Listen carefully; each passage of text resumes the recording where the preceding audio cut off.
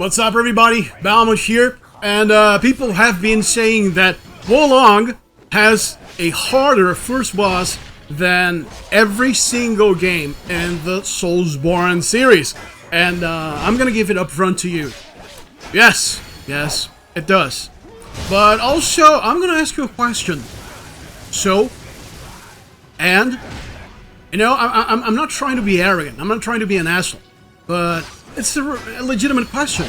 And, you know, people are really blowing this out of proportion.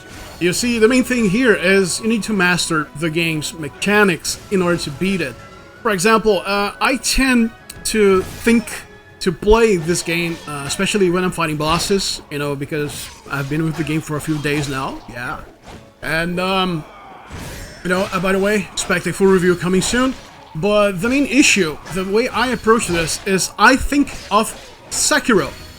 Okay, for the very first phase in this boss, I'm not gonna say damage race because he's barely damaging me, you know. It's not hard to get him in a semi-stun lock of things. But the main issue is phase 2. You know, when you beat it, the first one, things are gonna get, I'm gonna say substantially harder. But it's really a matter of understanding the game's mechanics. You know, you may be thinking, well, you're stating the obvious, how else am I going to beat it? What I'm saying is, again, people are blowing this out of proportion. Okay, they really are blowing this out of proportion. So, for example, if you understand the parrying mechanics and how it helps you build the stun bar of the boss, especially when you're going to see on screen right now the huge chunk of stun I applied. So I finished with a couple of strikes and then went for a visceral attack. Now, you can switch very quickly to the spear, so you can perform a even more damaging visceral attack. But, you know, it's a waiting game. It's a waiting game. At least the way I found to beat it so far. I'm not a master on it yet, but, you know, I found a way to consistently beat it is to know situations you know you can parry, such as this one. You know, so you also have a few added mechanics to you. Here comes. I call this the arm parry. See? Stun, good chunk. Then you can also make very good use of your spells. So, you know, in the end, is this harder than the first boss in Soulsborne titles? Yes.